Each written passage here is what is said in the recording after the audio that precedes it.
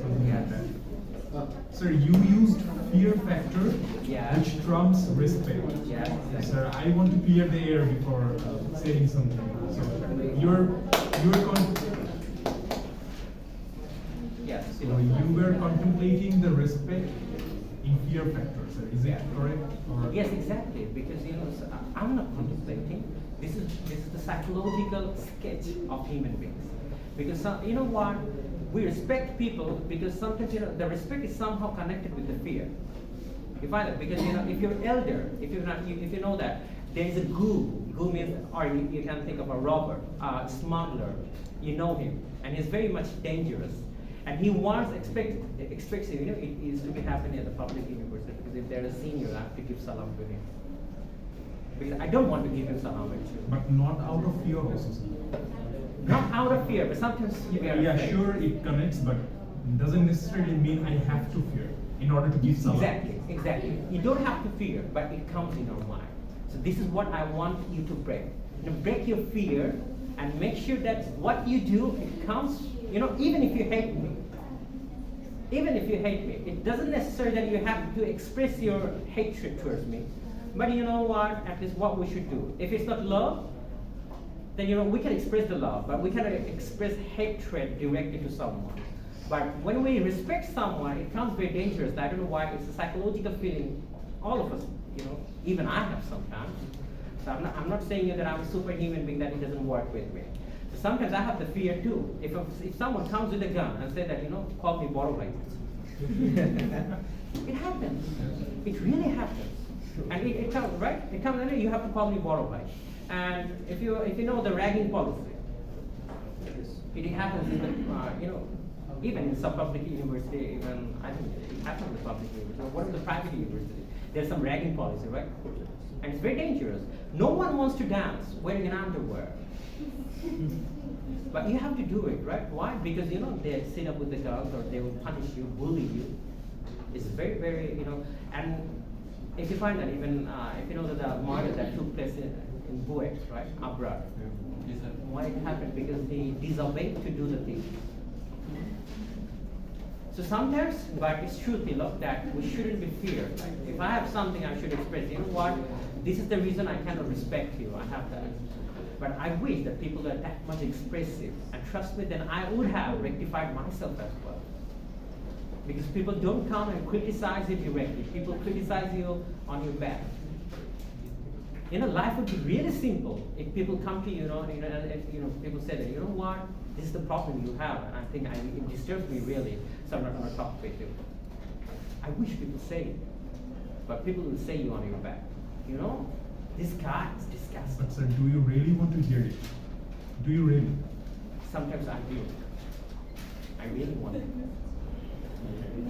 So you know what, it happens, I used to work, when I was in the corporate, I used to work with MD Monir Hussain Khan. He's the finance director of ACI. I used to respect him for one thing, because he used to speak really directly. And whatever he has, he'll say, Najmul, these are the things I cannot, it doesn't go with you. So you have to change it. I said, okay. So I really found, and one of my favorite teachers, not one of my favorite teacher, Mashur Sharif Hussain, he used to do the same thing. And directly he'll say it. And he'll never speak against you on your back. And we rarely find those kind of people in our life. But I wish. Have you talked to your father? You see that the father does the same thing. They love you on your back, but they don't express their love when you are with them. Maybe they're being protective. I don't know. Maybe. But I wish people are speaking stronger. And while having a cup of tea, they are going to criticize me. You know what? These are things. The way you dress up, it doesn't fit you. The way you wear the glasses, it doesn't fit you. I wish people say that. The way you talk, it hurts. I wish people do that. And if you have this kind of friend, if any, it's a gem for you. It's a pearl. Or what do you say? Yes. Knight in shining armor. Huh? I I wish that all of you must have. You know, I met those kind of people in my life, and that really helped me a lot. Speak. You know what will happen, but make sure that sometimes, you know, what do you think of me when I'm talking to you? So you feel like, you know, Sarah is speaking so directly to me, but you know, do you want me to speak on your back? Do you want me? Or do you want me to hold the grudge, the hatred for you? But rather, I'm going to express it. You know, these are the things I don't like. It's good. Then you get the opportunity just to rectify yourself, so that you can purify yourself, right? That's the thing. We all should have this quality. And if you get this kind of people, even if it's your boss, even if it's your teacher, then know that someone sees you at least. Someone looks at you. Someone criticizes you. Right? We need those kind of people in our life. We need criticism. We don't, you know, at the same time we need the appreciation, but we need much more criticism than appreciation. That's where it's get complicated, sir, because you want criticism and at the same time appreciation. Yeah. But criticism, you know, so that's where, you know, you should. Because most of the Yeah. most of the time we get criticism, not only criticism but judge. Yeah. So that's where things get complicated. Okay. Have I told you a story about the judgment? Like, let me tell you that. Okay. Let me tell you one story. I tell it to every class. Actually, the initial class. I think I missed it out for you. A boy and his father. Have I told you that story? No, sir. No. Okay. A boy and his father, they were in a train. They were having a journey. And the boy suddenly looked outside and he said, "Wow, the sky is blue. It looks beautiful." And then again, he looked at some trees. The train is moving so fast. And he said, "Wow, the trees are green." And then third time he looked at his father and said to his father, "Father, you're my father." And his father said, "Yes, obviously I'm your father. No doubt." A lady from the backside, and she said, "You know what, I think your son is disturbed. Take your son, you know, to a doctor." And the father replied, "You know what, my son had an eye operation, and for the first time he is witnessing the universe. For the first time he is seeing me. He was blind." And then the father concludes the story telling, every life has a story to tell. A book shouldn't be judged by its cover. I wish. And people have a tendency, you know what? When you are judging yourself, you become a lawyer. And when you are judging another guy, you become a judge. Right? When I'm judging myself, then I said, you know, I'm the lawyer. You know, I did this because, you know, I had so many problems. But when I'm judging you, then I said, I'm the judge, and I'm going to judge you. That's the problem we have. Really, we have. But when I'm judging myself, I shouldn't be a lawyer. I should be what? A judge to myself. The tendency we need to change. And we have to change the society. And at first, it says by Rumi, Rifat, it says by Rumi, yesterday I was clever because I wanted to change the universe. But today I'm intelligent because I want to change myself. I thought it was Gibran. No, it was not called Gibran. It's Rumi. So the day you start to change yourself, it changes. But the problem is that why? You know, I want to change the whole thing. I cannot. You know, I cannot change all the students, but I can change at least 2 or 3. Right? So that's the contribution you need to put. You don't have to change the universe. Just start changing your home first. So changing yourself gives you a different view to look at the people. If you see a girl on my bike, a damn smart lady on my bike holding my, I don't think that she's my girlfriend. You're thinking that, sir, you're thinking that she might be my sister. Or what if she's my wife? Have to change it.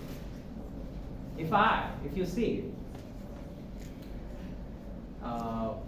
see a matchbox with me, don't think that I smoke. might well use it in different purpose. If you see a knife in my bag, don't think that I'm a murderer or I do something evil. Might be some different case. But as a human being, you know what? We're so naughty, by the way. We always have naughty minds. And when you say that, it's for the adult, and you say, adult. But what does it mean, adult? Because that's your naughty thoughts that disturbs you. And now, how could you change your psychology actually, bringing out all the positivity from every negative things? It's difficult, but it's not difficult to change yourself. We have to look with a different view, with a generous heart. And then we can have the peace of mind. If I look at everyone, like you can speak English, and now if I judge everyone that the standard of English is to like him, and my students, no, I'm aware. My students will fail, right? Because why? Because I'm setting a standard. But I have to judge to him according to his quality. I cannot judge him according to other good students' quality. Am I right?